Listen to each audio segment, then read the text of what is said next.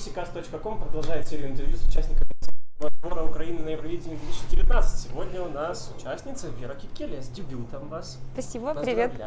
Да, добрый день. Каково это получать вот весточку о том, что вы участвуете? Мы, в принципе, провели много интервью, никогда не знали, как это происходит, когда вот вам звонят, пишут, как вы узнаете об этом? Нам звонят, ну, по крайней мере, в этом году. Да, здравствуйте, это представитель СТБ, меня зовут так-то. Я вам хочу вот сказать новости. Они, кстати, всегда, по крайней мере, как что в смысле всегда, я впервые это услышала в этом году. И девушка по ту сторону телефона, она была очень в радостном настроении. И, кстати, это произошло 10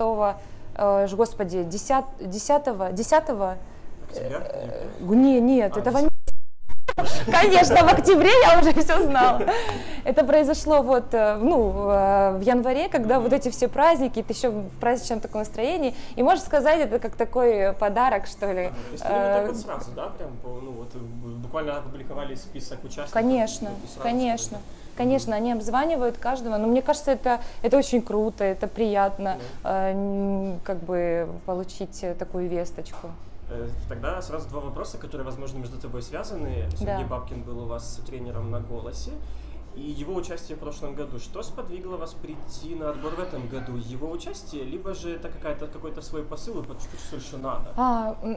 Если честно, мы в прошлом году тоже пробовались, но у нас просто не позвонили 10 января, да, в прошлом году. Вот, поэтому, конечно же, мысль о том, чтобы участвовать на следующий год, она закралась, потому что это, знаете, как у вас есть какая-то задача, которую вот вам просто необходимо выполнить, вы хотите это попробовать, и в силу своего настойчивого все-таки характера я не смогла это просто так оставить, этот вопрос, и вот решила в этом году.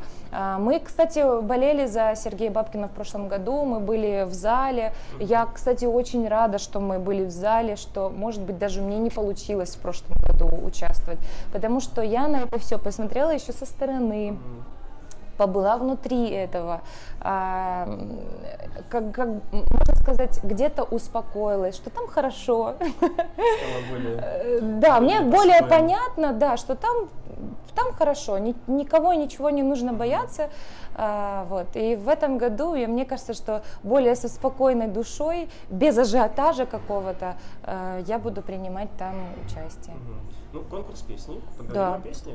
Давайте. Как она будет называться, если это возможно, и кто автор, кто написал? Смотрите, я вам сейчас могу рассказать, как мы ее писали, но название пока что не скажу.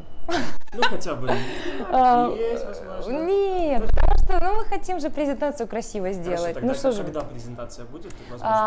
Скорее всего, скоро. Скоро. Вообще, изначально это была совершенно другая композиция. Мы написали песню, мы ее решили готовить к Евровидению, мы сделали аранжировку. То есть это специальная песня под Евровидение, да? Это не то, что было вот специально. Специально это было то, что мы писали на английском языке. Это было специально. А то, что прям давайте посмотрим стандарты, какие побеждали, нет, мы этого не делали. Тем более, что сейчас практика показывает, уже давно, мне кажется, ушел вот этот стандарт песни для Евровидения. Побеждают совершенно другие, побеждает эмоция. То, что я наблюдаю.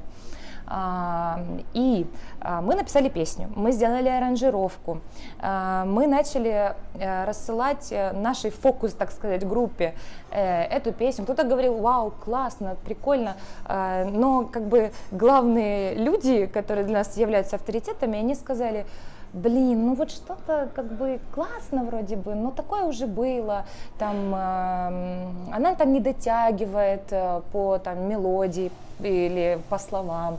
И у меня, конечно, был упадок страшный.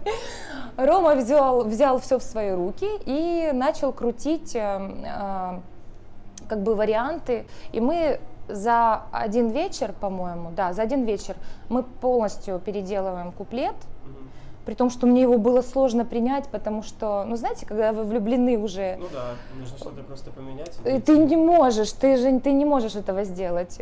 Вот. Но мы все равно на следующее утро едем на студию, записываем этот куплет новый, в эту аранжировку, которая уже существует.